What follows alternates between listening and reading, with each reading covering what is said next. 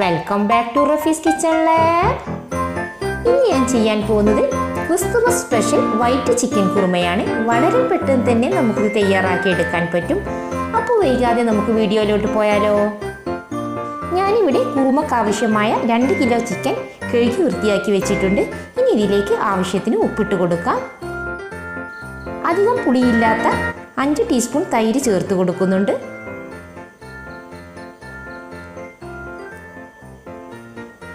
ഇനി ഇതിലേക്ക് 1.5 table spoon കുരുമുളക് പൊടി ചേർത്ത് കൊടുക്കാം. ഇനി നമുക്ക് ചിക്കൻ ഒന്ന് മാരിനേഷൻ ചെയ്തെടുക്കാം.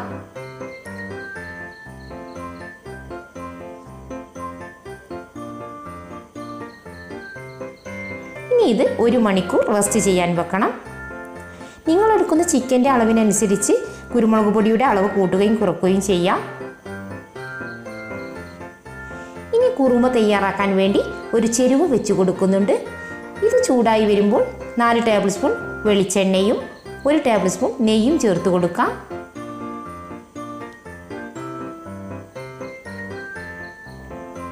ഇനി ഇതിലേക്ക് 8 ഏലക്ക, 4 ബേ ലീഫ്, 3 ചെറിയ പീസ് പട്ട, 6 ഗ്രാമ്പു എന്നിവ ഇട്ട് കൊടുത്ത് നന്നായിട്ടൊന്ന് വഴന്നതിന് ശേഷം 7 മീഡിയം സൈസ് സവാള ചേർത്ത് കൊടുക്കുന്നുണ്ട്. സവാള വേഗത്തിലൊന്ന് വഴന്ന് കിട്ടാൻ വേണ്ടി അല്പം ഉപ്പിട്ട് കൊടുക്കാം.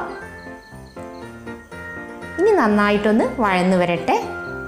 ഇനി ഇതിലേക്ക് 3 ടേബിൾ സ്പൂൺ വെളുത്തുള്ളി, 3 ടേബിൾ സ്പൂൺ ചുവന്നുള്ളി, 3 ടേബിൾ സ്പൂൺ ഇഞ്ചി, 2 ടേബിൾ സ്പൂൺ പച്ചമുളക് എന്നിവയെല്ലാം ക്രഷ് ചെയ്തെടുത്തതാണിത്. കറിവേപ്പിലയും ചേർത്ത് കൊടുക്കാം. ഇതിൻ്റെ പച്ചമണം മാറുന്നത് വരെ ഒന്ന് വഴറ്റിയെടുക്കാം.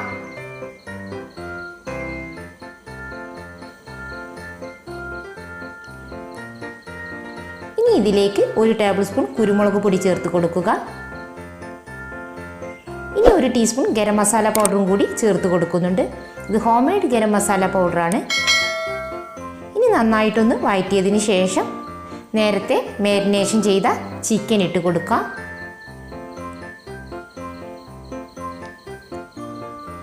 ഇനി നന്നായിട്ടൊന്ന് ഇളക്കിയെടുക്കണം.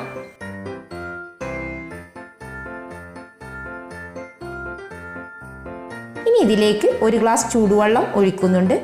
1 ഗ്ലാസ് ഒഴിച്ചാൽ മതി, ബാക്കി വെള്ളം ചിക്കനിൽ നിന്ന് ഇറങ്ങിക്കോളും. ഇനി ഇതിലേക്ക് 3 ടേബിൾ സ്പൂൺ പച്ചമല്ലിപ്പൊടി ചേർത്ത് കൊടുക്കാം. വറുത്ത മല്ലിപ്പൊടിയേക്കാളും ടേസ്റ്റ് പച്ചമല്ലിപ്പൊടിയാണ് കുറുമക്ക്. ഇനി നന്നായിട്ടൊന്ന് മിക്സാക്കി എടുക്കണം. ചിക്കൻ നന്നായിട്ടൊന്ന് കുക്കാവുന്നത് വരെ വേവിച്ചെടുക്കാം. ഈ സമയം ലോ ഫ്ലെയിമിലായിരിക്കണം. ഇതിനിടയിൽ അടിയിൽ പിടിക്കാതിരിക്കാൻ ഇടയ്ക്കിടെ ഇളക്കിക്കൊണ്ടിരിക്കണം. അത്യാവശ്യം കുക്കായി വന്നിട്ടുണ്ട്. ഇനി ഇതിലേക്ക് 5 മീഡിയം സൈസ് ഉരുളക്കിഴങ്ങ് പുഴുങ്ങി പൊടിച്ചത് ചേർത്ത് കൊടുക്കുന്നുണ്ട്. നന്നായിട്ടൊന്ന് മിക്സാക്കി എടുക്കാം.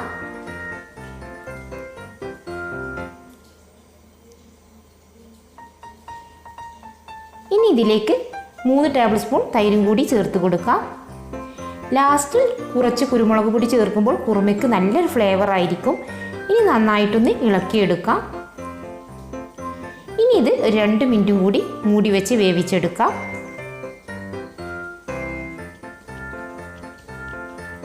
ചിക്കൻ ഗ്രേവിയൊക്കെ നന്നായി കുറുകി വന്നിട്ടുണ്ട്.